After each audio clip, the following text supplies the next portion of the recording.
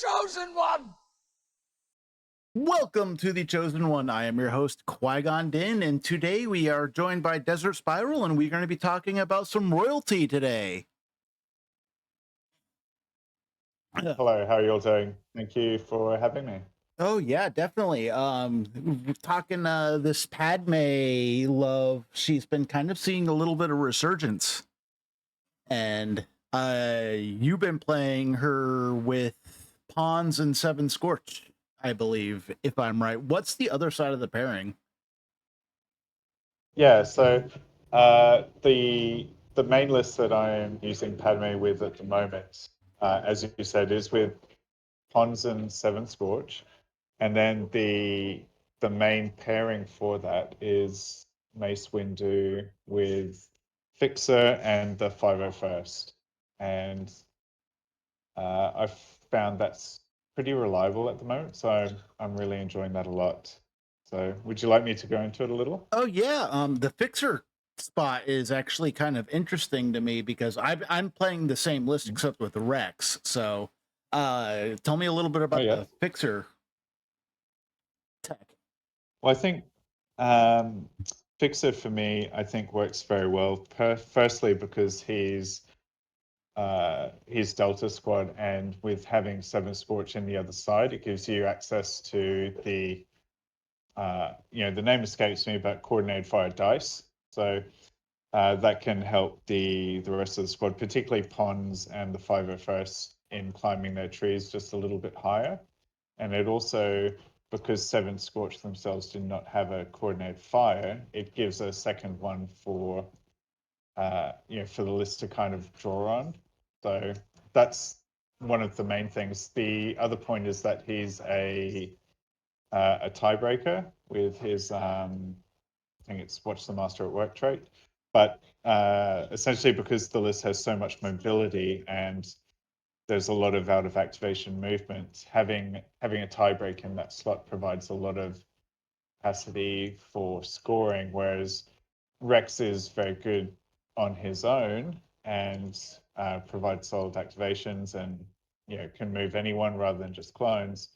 But I found that Fixer for me just lent a little bit further into the domains that I wanted that slot to perform on, rather than being the all-rounder that Rex is. So I can also see that Fixer having protection steadfast from that mace bubble can really make him a pain to get through. That defensive expertise is cracked.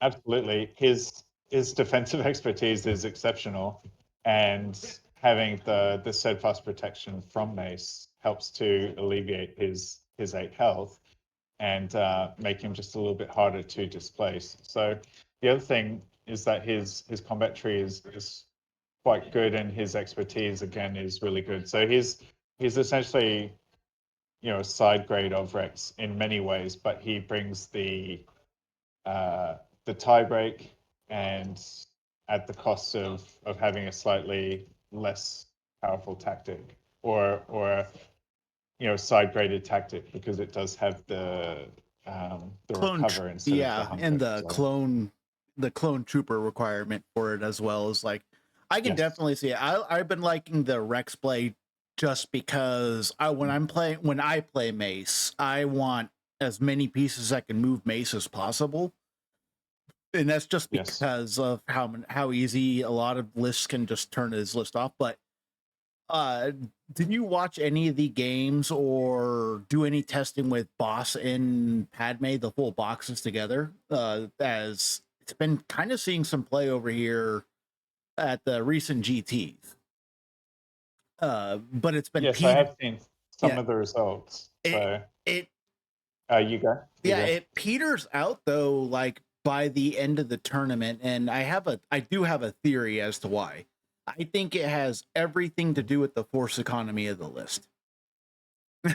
Very interesting. I think the Padme box is really good at output, but once stuff starts going down, and then you add that in with the boss box also having the force economy issue of when stuff goes down, I think it kind of compounds on itself to where you no longer can afford to do Padme advancing pieces. The handmaidens, if they can't climb, they don't get their extra dice. If Padme's down, the coordinated fire double damage starts costing force.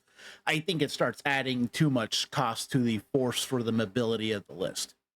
I think it's a really has a Yeah. lot of gas, but when I play Padme, I've always noticed that if I'm pairing her with Mace or another character that's bringing force, I have a lot more ability to stay in the game. Yeah, no, I can see that, and I think uh, it's. I don't know if you're familiar with Mario Kart, but there's a character, Princess Peach, who's got a really high acceleration, but low sort of stability and low top speed, and that seems like what you're describing, and that comes out of the gate really quickly, but is not able to kind of weather, the slings and arrows of sustained play. So. And that's the force impost on certainly the handmaidens and Sabe and then Padme, as you described, can get quite high when they start to get wounded. And that's one of the reasons why I think this iteration with changing possibly for Mace and then having Pons in the 501st instead of Sabe and the handmaidens gives you a lot more of a buffer in the force economy. So Pons and Fixer and Mace generally don't require much force, but they can use it. And a lot of your force is being washed through Rule 17. So that gives you that consistent output on every activation as well, which is one of the strengths of this variation on the list. And I think that helps you to maintain that sort of presence and output well into the mid game and the long game, because even if 7 Scorch do get wounded, having 7 and potentially 9 force per cycle in the list lets you still use Rule 17 while it's costing 2 force, and that's something that people generally don't tend to expect, but can over time add enough of a bow wave for you to get over the top in most games. So Yeah, I am in full agreement. And also, it's just, and if you have force left over during Mace's turn, Mace can just go pop a huge attack or pop some extra defense dice. So do you start Padme in aggressive negotiations or faith and diplomacy? So usually for Padme, I start her in aggressive negotiations, and it's primarily to get the extra attack dice, which works on the 501st and 7 Scorches activations themselves. But then, as I mentioned, one of the strengths of the list, or the strategy going in, is to essentially create as much uptime for 7 Scorch through Rule 17 as possible, and turning that from a 5 dice attack into a 6 dice attack. It doesn't necessarily sound like it's wowing the world, but that's over the course of 7 activations. That's 7 extra attack dice that's coming into play, as opposed to just 1 on their activation. So that does add up over time, and then also it helps them to climb their tree, because they do have good expertise, and then get into the things like conditions and shoves.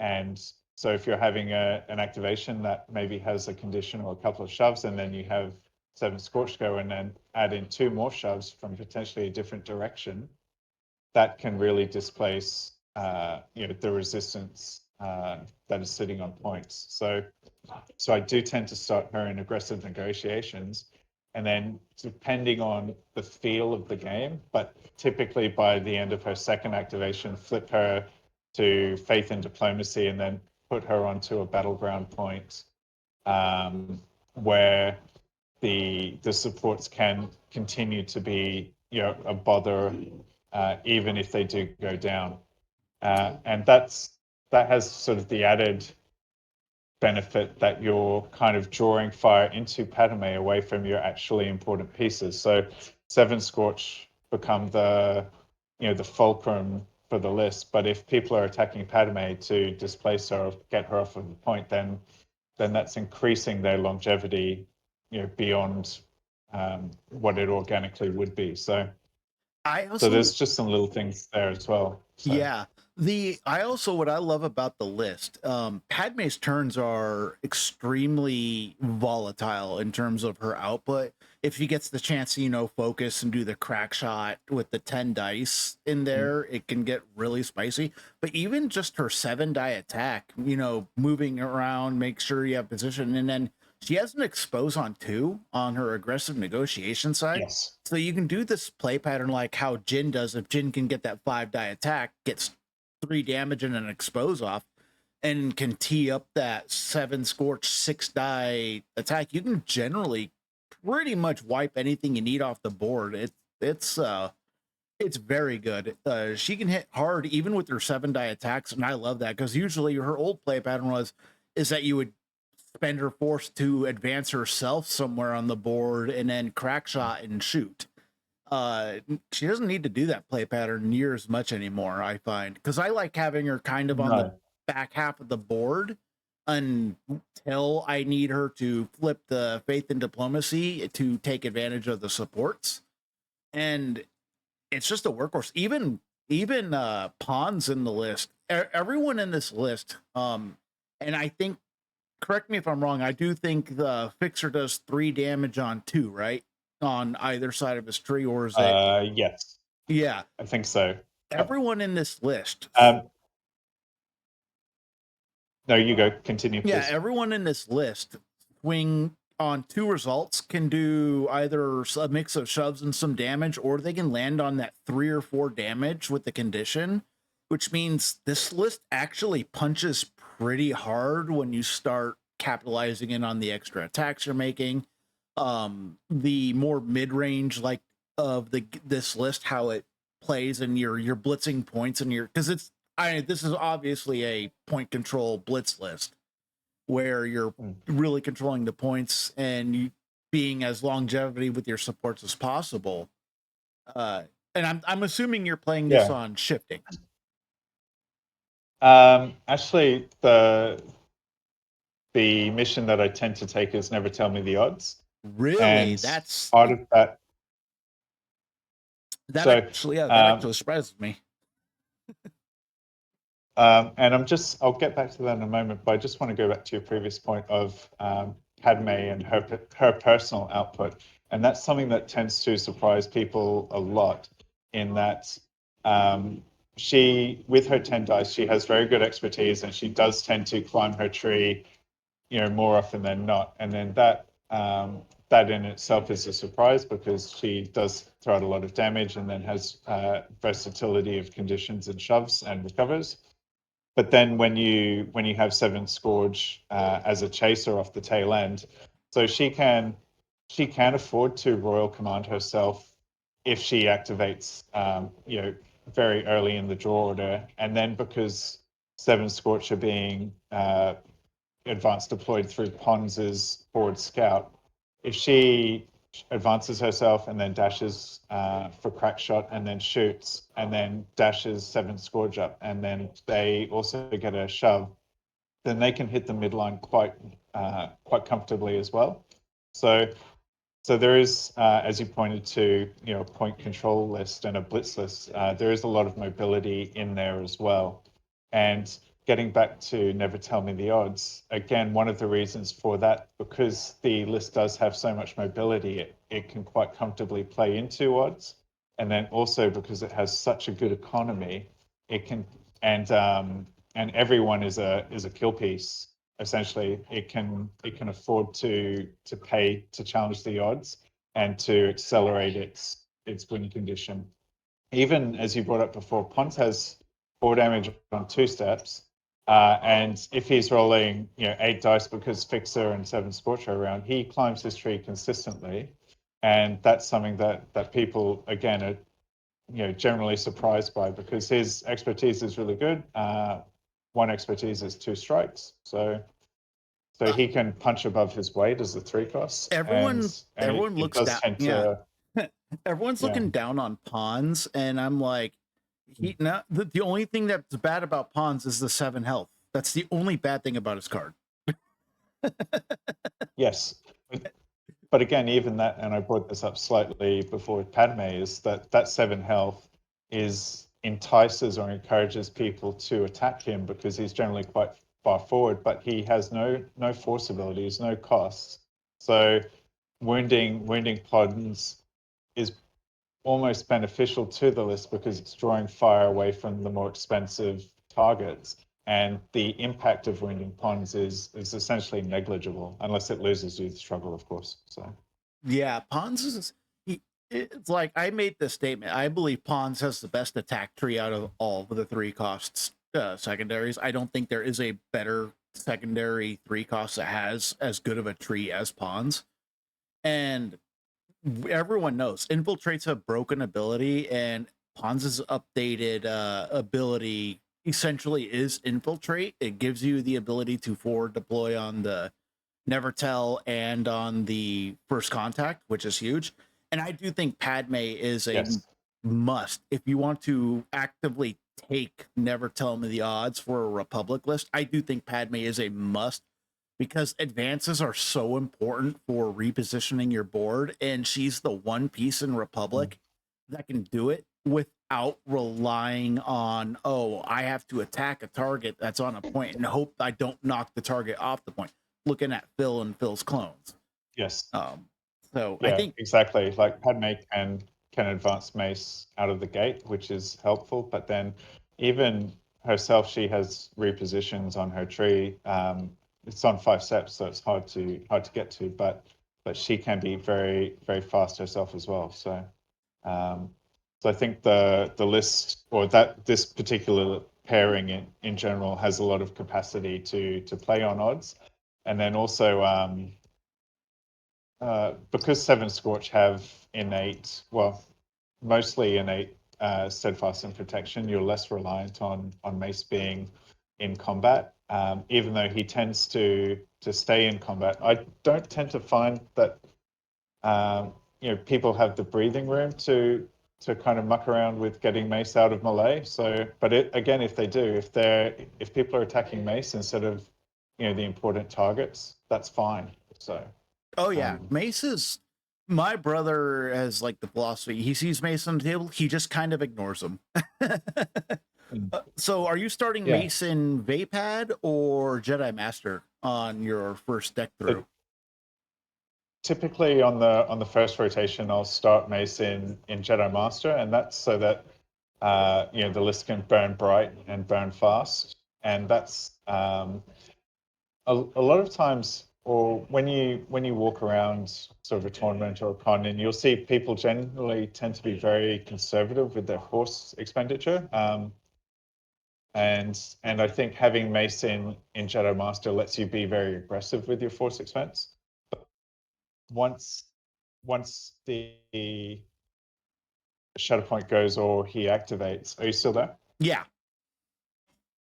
Okay, good. I just had a phone. Someone tried to call me. Anyway, but once he activates, I generally tend to put him into Vipard because his output again can surprise people.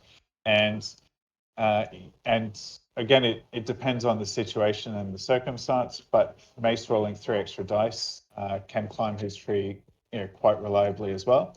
I've had a couple of games recently where he's attacked Wrecker and then just wounded him, off the bat, which is helpful, and that gives you some appreciation of what he can do. And I think again, like the consensus, from the community at large is generally to keep Mason Jedi Master, and so people can forget that in Vapad he is a workhorse, and his damage can be extreme. Well, So he's also um, the one character in the game that, with the coordinate fire strain from the 501st, that, yes, he can one shot Chewbacca and Darth Vader Emperor Servant. Like, he can do the 12 damage. yes. And Mm. there's value in that. Uh, I Yeah, I absolutely. I generally start him in Vapod depending on the map I'm playing. If I'm playing on Sabotage, I will start him on Vapod because if on Sabotage Yes. Showdown you flip up the Shatterpoint dash and you flip Shatterpoint turn 1, you can get mace into your opponent's backline off of just his tactics and move, and you can like deployment which is melee pretty brutal. with mace, and like, well, there's a dead support, and now you have mace on your back line. And with this list, particularly with the forward deployment with pawns, mace can dash 7 scorch, and you can take that side point with a single dash, and that's just I love mace. Mace has been my mainstay. I think that's generally like a heavily aggressive play, and it can throw people off. The other thing with Vapard is once I switch him into Vapard, you have this on the second run through, or if he's activated before Shatterpoint comes up, you'll have your Shatterpoint go, and then Mace will dash and attack, and then you'll have your main activation, whoever that might be, which can come with multiple attacks innately and or other movement on other units, and then you can have 7 Scorch attack off the back end of that. So you can have sort of Mace moving, your activation moving, they can be moving someone else, and then 7 Scorch can be moving, and that's what 4 of your units moving off of the Shatterpoint. So there's a really high level of mobility, and then everything is quite tough as well, particularly if Mace is staying engaged. And when you get to a point when you're sort of fighting over points and there are 2 units, on any given zone, then it's very easy for Mace to maintain that bubble as well. So, outside of diceless displacement, of course. So yeah, I definitely I do think the diceless displacement list could give you issues, but at the same time, I think you have so much output with this list. Again, listeners, literally look at the list. The output is surprising with this list. Oh, my brother was not expecting this list to hit as hard as it did. And I'm like, there's a lot of early damage on those trees, and it just starts going downhill and starts the whole roller coaster. Have you played the list against the Andor Kanan or Andor Leia or whatnot yet? Yes, I think so. But I also have there's a couple of variations that I've sort of played it with, and I'm still trying to figure out how to keep it within the confines of a premiere. So the at the moment I've got it in a league, and one of the other squads I'm taking it with is Cassian. So the idea being having if someone does get wounded, then you can move Padme around to kind of reinforce her bubbles or her point control. But it's not performing as well as I'd like, so I think I'll drop that and then replace it with Ahsoka.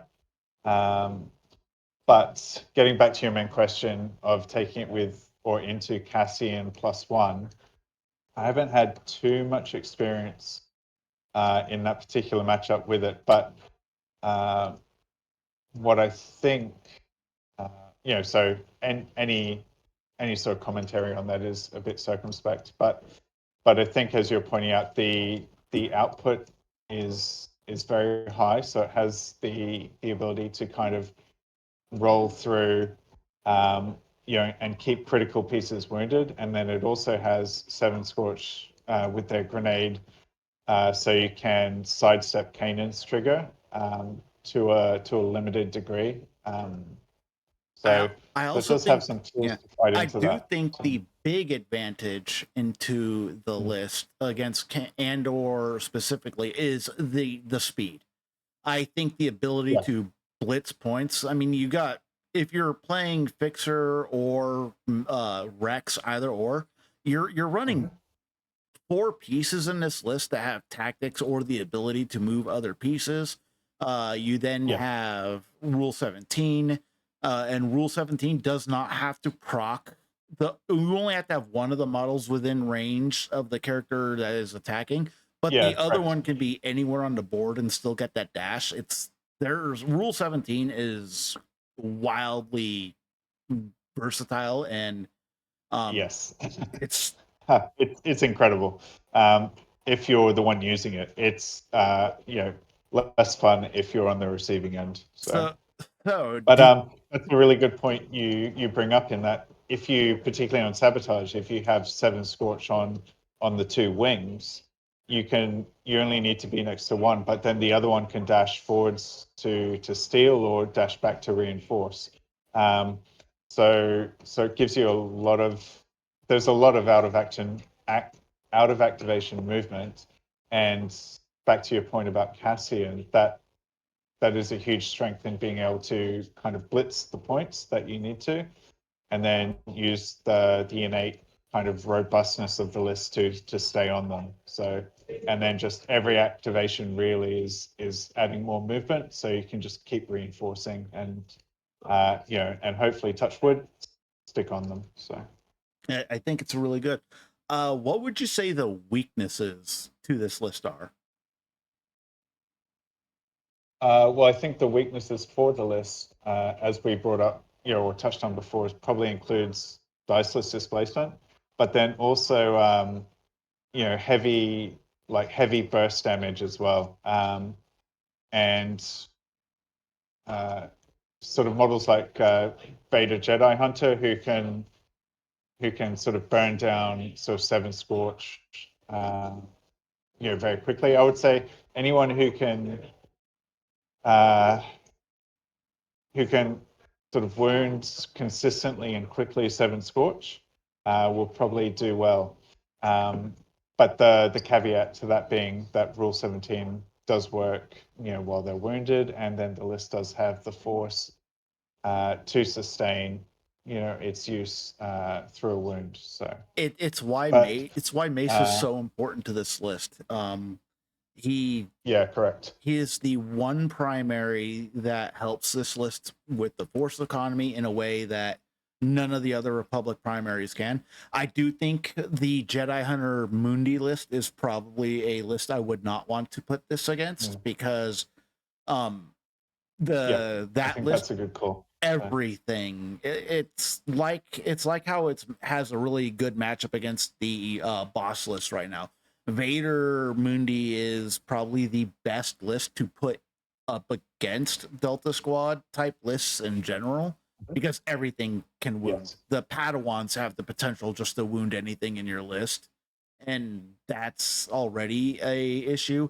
You then got Shak T, you got it's also the one list where Phil's clones really shine as support Oh, fire yeah. heal. You can Mhm. just keep healing Shakti some of the damage that Vader does, because Shakti with Vader dice Mm. really packs a punch. And then Yeah. Yes. Mundi is just going to do 8 damage and shove and a free force push every time he goes. Yeah, and as you're saying, like they've got the dice to keep rolling through, and then also most of that list has innate heals to just to kind of reset the impact of hatred. So Yeah, I think it's a yeah, good list. I plus think it's fast itself. So Yeah. I think though Padme is back now. I don't know about playing Padme's whole box, but I think Padme with Pawn 7 Scorch. I've been playing the Pawn 7 Scorch package with a few stuff. I've been playing it with Kit Fisto as of late. And I really liked it oh there. yes, But I am yeah, like, Kit Fisto doesn't do anything for your team except for support fire dash. And then I started testing it with Padme, and then I'm about ready to yes, do my unit 101 on Padme, and then all of a sudden Padme okay, start seeing a ton of play all at once. You're playing her with yes. the mace.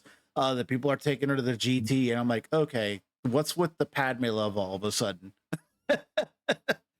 I think Padme is one of those characters that has a core cohort of faithful followers, and I mean you saw this, you see it with occasionally with characters like GI and Duncan, for instance. You know, some of these characters just have people that want to put the reps in and make them work, and I think every character to degrees, obviously.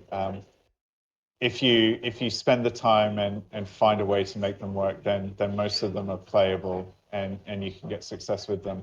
And I think particularly for Padme at this time, she's a force multiplier, and the units that she's had to to play with and leverage up until now have been okay, but Seven Scorch, are sort of so far beyond anything that Republic has had access to up until this point that it the difference is night and day, and it really sort of emphasizes or showcases what Padme is capable of, in not necessarily in her personal output or contribution, but by sort of enlivening the supports within your team. And also, I mean, Republic have just come through the rebalance with extra steam as well. So the 501st in the list,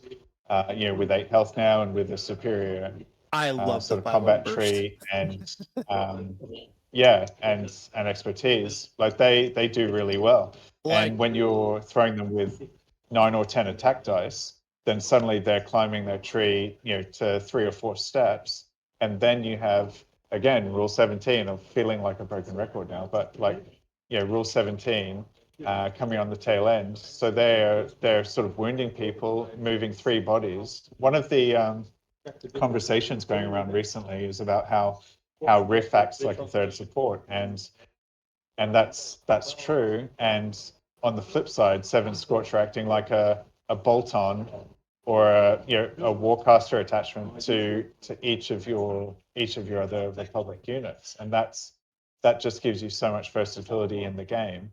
And then also, one of the conversations that they're having in Zion's Finest is about how supports have become the centerpiece of the game. Well, you have Seven Scorch, who are arguably, or in the conversation, for the best support. And then you have a unit in Queen Amidala who's just taking them that step further. So yeah, it feels like a natural natural pairing or fit evolution for of me. stuff. Yeah. Whereas none of the other Republic primaries really often. Oh, kind of losing you there for a second. Yeah, sorry about that. I've just my signal sucks, but it's just the downside of living in Australia, I suppose. So, can you hear? Oh yeah, I can hear you perfectly fine. Just a little hiccup. Okay, good. No, I do agree though. Like Seven Scorch now. Now the question for me is, are Seven Scorch better than Baze and Turret? That is a tough one for me. Well, I think it's an interesting question, because on face value, Baze and Turret are essentially, all they do is move and attack, and they are very good at that, and they are very good at sort of surviving as well. And they're just they are one highly efficient activation, whereas Seven Scorch, if you build them for it, are a highly efficient activation, and they are a force multiplier on every other activation in your list. So now that's how I see it. So now I'm going to ask you a question, and this is going to be a kind of like a hot take little thing.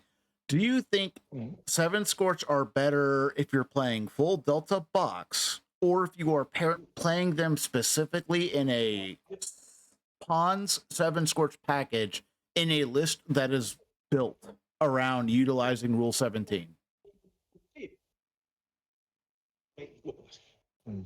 I mean, for me, all Boss does for Seven Scorch is give them a dash, and Boss himself is a super solo,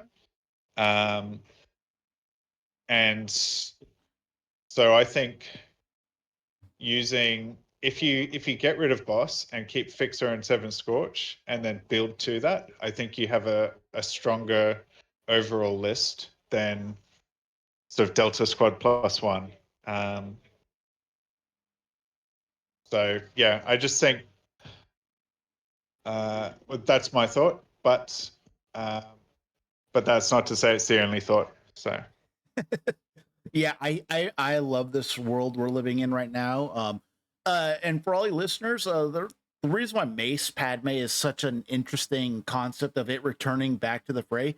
In the first 6 months of the game, Mace Padme was undoubtedly the strongest Republic list. Just Mace box, Padme box. It was in the first 6 months of the game, it had the most Republic tops back when separatists were winning everything. This was before Empire. I think this was like around the first Adepticon. Is Mace Padme had the like best win rate. And if we look at the rated Longshanks data of the win rates post balance pass, Mace Padme right now in rated matches has like an 89% win rate, which is pretty interesting good. in rated play. Now it's only like 12 games because Padme has not been seeing the light of day, Yeah. but it's still an interesting thought, and I love the updates to Mace. I do think Padme might receive a buff at some point, but I don't even really think she needs it. I think her kit's perfectly fine. She's Yeah, I think Padme sort of requires um, a lot of dedication to make work. I think. I mean, like on face value on the surface, yes, you can go in and take her box and yeah, and delta and probably find some success, and then you can pair her again with Jedi Hunter and you can find good success. But I think she's been waiting for something like Seven Scorch, to really shine. So I am in yeah, firm agreement. I think good supports is what I think the not having access to decent supports was holding her back. And Seven Scorch are the perfect support to put under her. I think it's going forward. If you're playing Padme, player with Pawn Seven Scorch, it is a really fun list.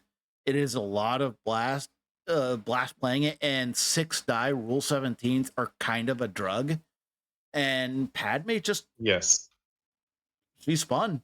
Uh, she's yeah, she's and a piece that's not a clone or a Jedi, and Republic doesn't have very many of those.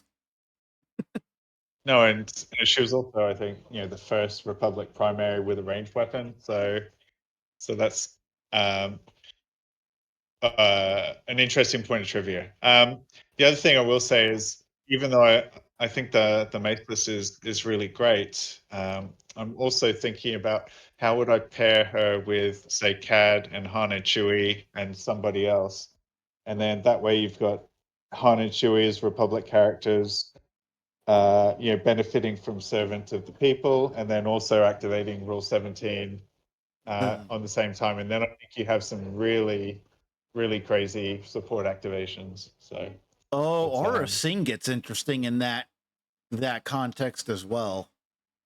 If you make a Republic, especially in the recently I paired her for a little local event, and having the Padme and the Mace list as I do, I had Boss with Aura and Commandos. It was either Commandos or Wolfpack, but that that was something that I that performed quite well, because having Aura being able to uh, either act, sort of present as Republic or as Delta if you're pairing Boss with Mace, to give extra fixer dice. Makes her quite versatile, and then she has a really good combat tree now, and her defensive expertise are amazing too. So yeah, Aura I think is quite interesting at the moment. I So just and Boss is a good way to unlock her with the 9 squad points. So I really just wish that instead of taking a tag from your primary, that she could just take a tag from her list. I would want to make her a handmaiden so bad. yeah, I mean that would be nice, but let's make her a battle droid. So Oh, that that'd would be be. good too. Uh, Aura sings a piece. I think that once she finds a home, she is a good stat stick, and Mhm. I think she's very strong. I've been playing her in Cad Bane Han Solo because I've been playing Han Solo Ah, yes. IG-88 Bar 2 and then just Cad Bane box straight up. And Yes. when you make her rebel that way, Han can move her around the board, get her up to position so you can Mhm. start doing stuff.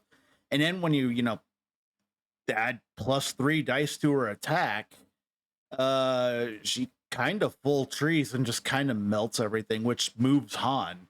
Yes. Yeah. That's that's pretty cool. And now that you've brought up expendable distraction, that was one of the selling points for putting her with boss, because if boss is engaged and then or shoots the person he's engaged with to get 3 extra dice, boss sort of has this really interesting uh, sort of vampirism or mechanic that wouldn't be out of home in a black deck in Magic, but doing that sort of doing damage to him to make his activation more powerful later on, to then also get benefit from her activation is that's a good way to up the output on your Yeah, list as well. because So that's been like kind of my strategy against bosses. I just kind of try mm, to ignore boss and let him stay yes. healthy because if he's only Mhm. throwing the 7 dice or 8 dice, it's like, oh, you're not going to full tree me. But when he starts throwing that 10 or 11, it gets a Yes. little crazy real quick.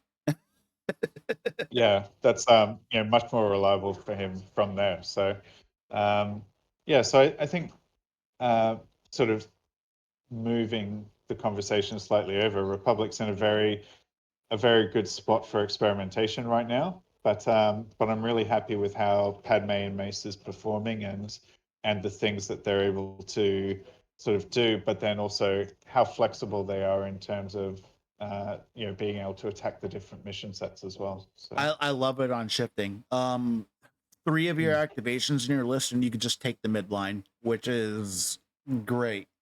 Like the yeah, ability to go, oh yeah, I'm gonna go, oh, turn 1 mace, cool. Well, now I have the entire midline and I got 3 really tanky units on each of those points. I got, you got yes, your 7 scorch, and then you got mace, and it's mhm, great. Having that as a play option.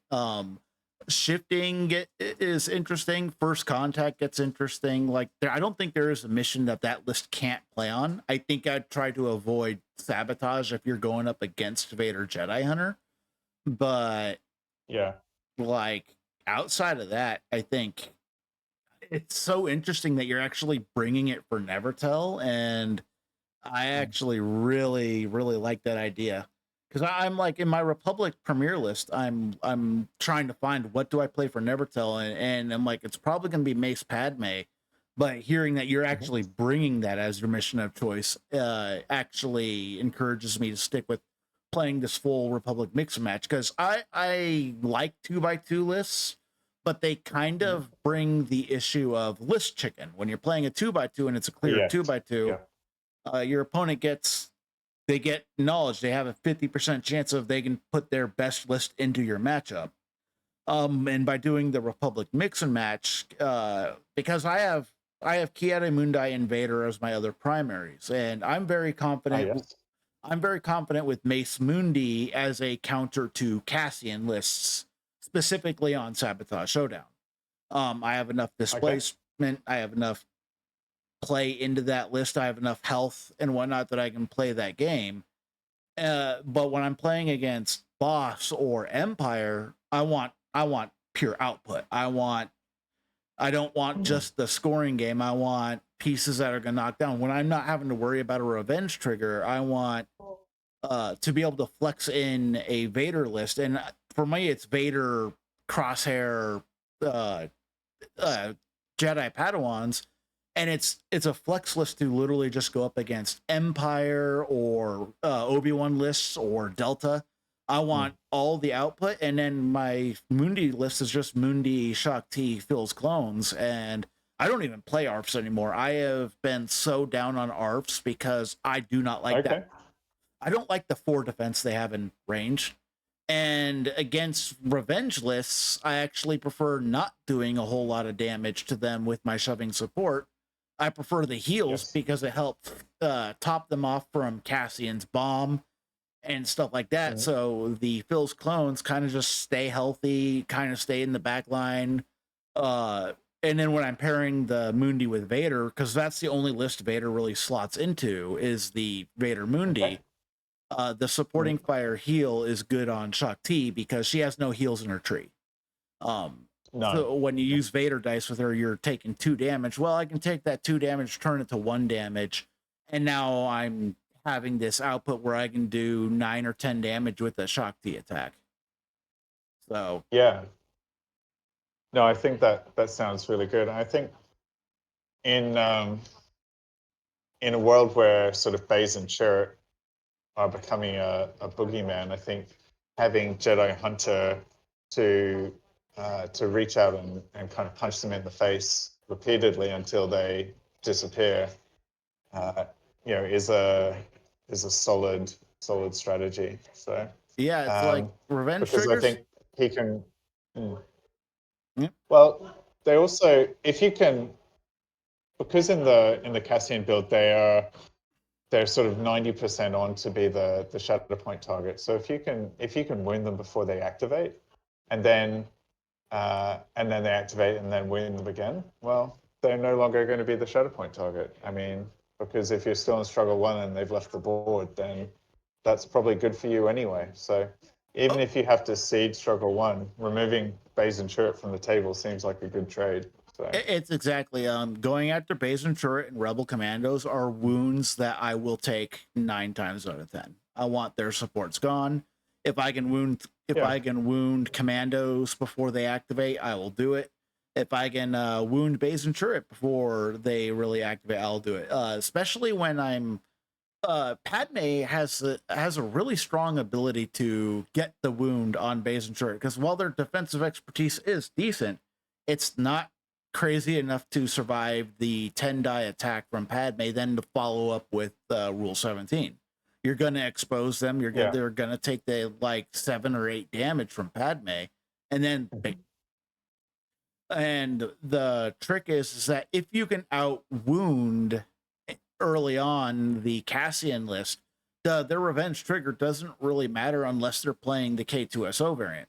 And when it comes to K2SO, I'm just going to wound K2SO with Mace because I will keep them in Jedi Master. Yeah, you wound K2SO and I get pinned and strained. Yeah, Mace on a Shatterpoint's just going to heal that off.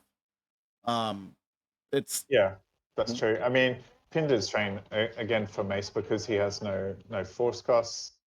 Probably doesn't really care anyway. I mean, his tactic will clear the pinned, and then he can eat the strain with no problem. oh So, yeah, and it's just so that seems reasonable as well. yeah, it's just like there's a lot of healing in the list, and that's the thing I also like about like Mace and why I play Rex is Rex has the healing abilities for the hunker tech, so I'm able like okay if you pin Yeah, strain Rex or whatnot, cool. I'll use this tactic on himself.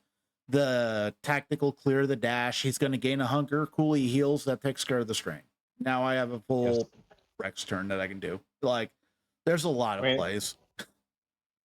yeah, that's good. And then also, I mean, like speaking of hunker plays, you've got with Fixer and Pons together in the same list. You have the clones are gaining hunkers when they move, and then Pons makes them immune to exposed, which is certainly less of a consideration than it was 3 to 4 months ago, but it still matters. So It matters um, especially against Baze and Churret, who have an expose on 3.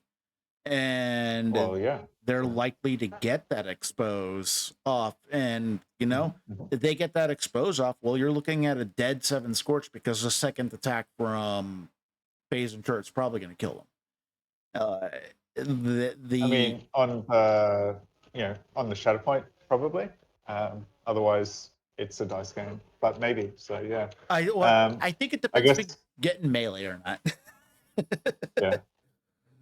True. Um, cool. Definitely. So Any final thoughts about the list? I'm assuming since you're on lunch, I don't want to take up too much more of your yes. time. No, thank you. I appreciate that. And in terms of final thoughts, I think it's a really effective all comers list that I think it has reasonable matchups into a large chunk of the meta, and maybe there are some sort of red or bad matchups for it. But I think I would feel fairly comfortable sitting down, sight unseen from most lists and/or people, with this Padme Mace configuration. So yeah, I'm pretty happy with it, It has and a lot of movement, a lot of tech. excited to play it. Yeah. Yeah, and it's just dynamic and exciting to play. Like, some lists are boring, but this has a lot going on, so it's really fun. So yeah, I love that I can play on these wider maps. And I recommend that people give it a crack, but don't actually ever use 7 Scorch and keep them in the box and never play with them, and that way you'll never get hooked on that drug. So yeah. If you want to play Republic efficiently right now, I think you need 7 Scorch, and I think you need Shock T in your Premier list. If you're going full Republic Premier, I think they're the two best pieces in the entire faction at this point. But yeah. Excellent. Thanks for coming on. It's always great to talk some Mace and talk some Padme. Padme was an early primary of mine, so thank you for coming on Chosen One. And hopefully, are you going to be going to Adepticon at all, or? Okay, so 2 things. Thank you for inviting me. It's been my pleasure. And as far as Adepticon's concerned, I think that would be great. And it's a bit of an expensive trip from Australia, but who knows?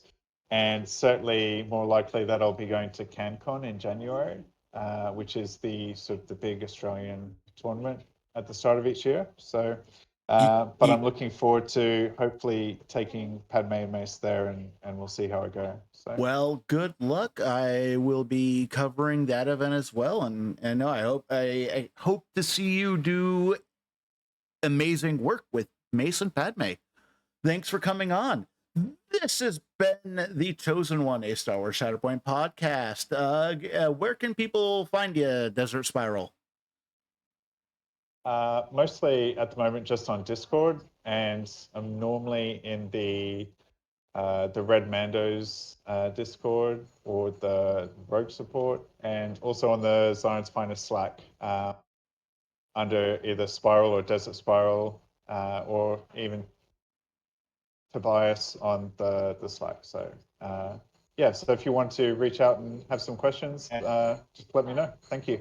Yes, and people check out the Discords as well. There's been a link posted to a bunch of the. He has this game on a recorded match on TTS, and it's a really cool list to see what it can do.